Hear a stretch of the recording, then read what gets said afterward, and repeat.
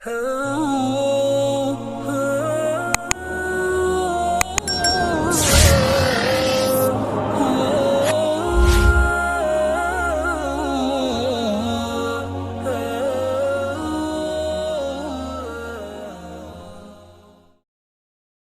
lagi mau pipis nih, pipis tahu pipis?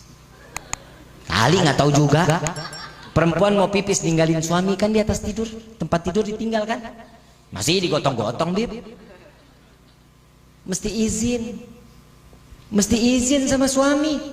Nggak boleh nyelonong masuk kamar mandi sendiri, nggak boleh. Izin.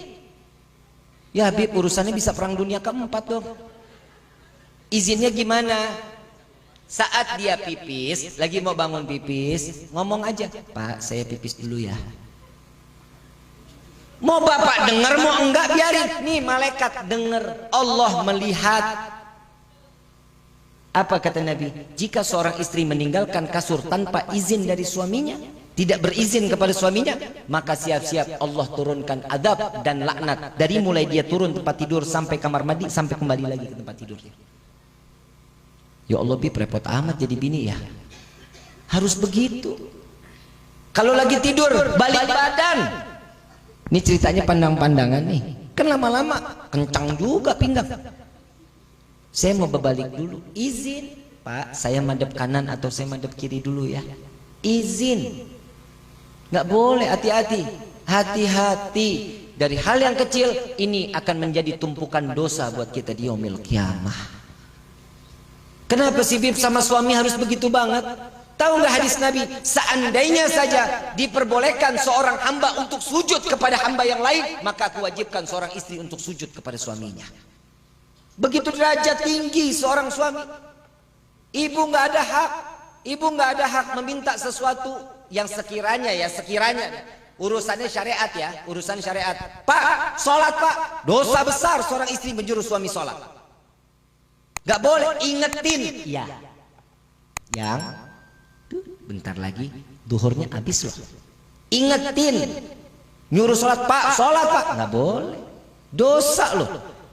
Kenapa? Karena kewajiban seorang suami ngingetin kepada istri. Kalau istri cuma sekedar ingetin.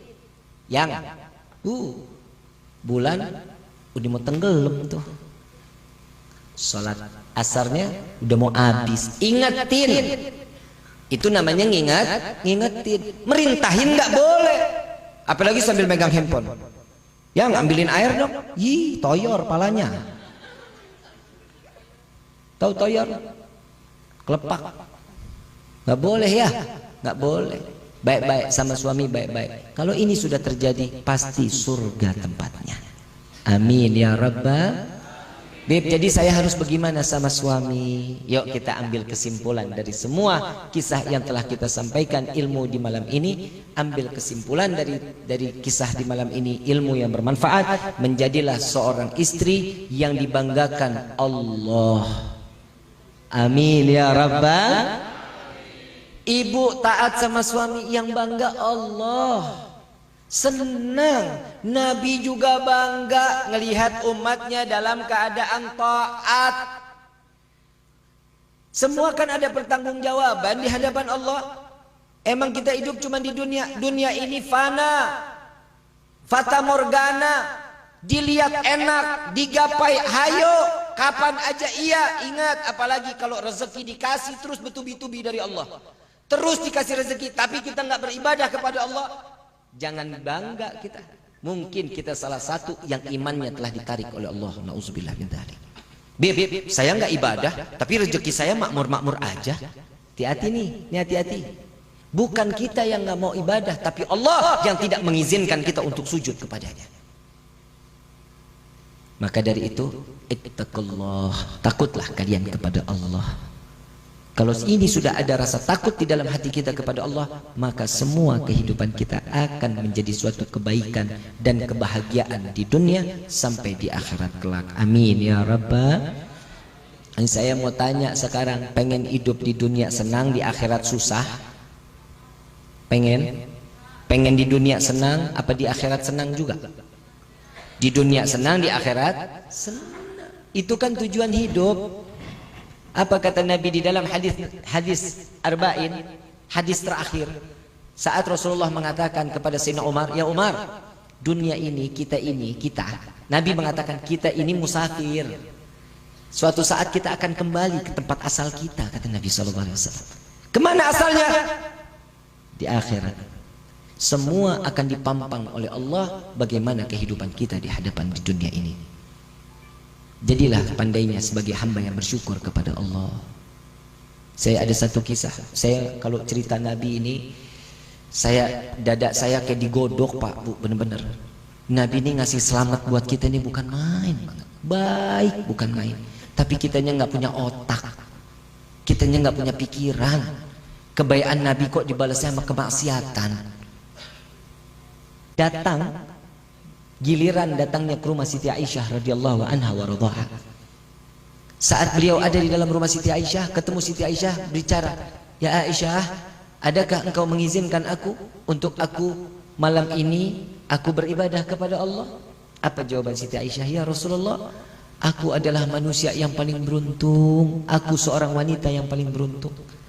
Dari masyriq ilal maghrib, dari barat sampai ke timur, orang berbondong-bondong ingin berdekatan denganmu ya Rasulullah, ingin bersalaman denganmu, ingin bersentuhan denganmu. Tapi aku di malam ini, engkau berada di dalam rumahku, engkau berada di dalam kamarku, engkau berada di atas kasur bersamaku, engkau satu selimut denganku, bahkan kulitmu bersentuhan dengan kulitku ya Rasulullah. Aku adalah wanita yang paling beruntung. Jika engkau menginginkan malam ini untuk engkau beribadah kepada Allah, silahkan, silahkan. Dan di saat itu Rasulullah bangkit dari tempat tidurnya, mengambil wudhu lalu salat. Siti Aisyah memandang Nabi Muhammad SAW. Lalu Nabi, saat dimana gerakan-gerakan Nabi, Siti Aisyah terus tak sadar meneteskan air mata. Begitu sampainya Rasulullah SAW dalam keadaan ingin selesai, terdengar kumandang daripada muadzin Nabi Muhammad SAW, Bilal bin Rabah. Dan di saat itu selesailah malam giliran untuk Siti Aisyah radhiyallahu anha wa radhaha. Habis malamnya untuk Nabi berdekatan dengan Allah Subhanahu wa taala. Ya Rasulullah, apa yang kau lakukan wahai kekasihku, wahai suamiku, apa yang kau lakukan sehingga di dalam setiap gerakanmu entah berapa di dalam rakaatnya, engkau apa yang kau lakukan? Di dalam satu riwayat Nabi telah melakukan salat tersebut 1000 rakaat. Dan di dalam setiap gerakannya aku memandang ada tangisan di dalamnya, kata Siti Aisyah. Dari mulai takbiratul ihram ada tangisan di dalamnya, mulai rukuknya ada tangisan di dalamnya, saat i'tidal ada tangisan di dalamnya, saat dalam keadaan sujud ada tangisan di dalamnya, sampai salam pun ada tangisan di dalamnya. Apa yang membuatmu selalu menangis ya Rasulullah? Apa jawaban Sayyidina Muhammad SAW? Ya Aisyah, tidakkah boleh aku menjadi hamba yang bersyukur kepada Allah? Nabi menangis bersyukur kepada Allah. Kita tahu betul Nabi Muhammad adalah pemegang kunci surganya Allah. Kita tahu betul Allah akan memberikan tempat yang tinggi di hadapannya, nama yang bersandingan dengan nama Allah. Dari mulai Nabi Allah Adam memandang langit surga, dikatakan la ilaha illallah Muhammadur Rasulullah. Nama Nabi sudah ada di langit di atas surganya Allah Subhanahu wa taala. Coba kita bisa kebayang, Nabi aja masih pandai bersyukur kepada Allah. Bagaimana kita hadirin? Kita ini tiap hari bikin dosa, tiap hari tidak lagi mau dekat kepada Allah, tidak mau lagi kita duduk merenungkan diri apa yang telah kita perbuat di hadapan Allah di atas bumi ini. Ingat, langkah kaki kita akan ditanggung jawabkan di hadapan Allah. Ingat, mata kita akan jadi bertanggung jawab di hadapan Allah. Di dalam satu riwayat yang lain, Rasulullah SAW tidur di samping Siti Aisyah. Kenapa dari tadi saya mengatakan Siti Aisyah? Karena rawi atau syarah daripada hadis Nabi SAW yang paling banyak ini yang dikeluarkan daripada Siti Aisyah radhiyallahu anha wa radhaha, karena hidupnya panjang bersama Nabi Muhammad SAW.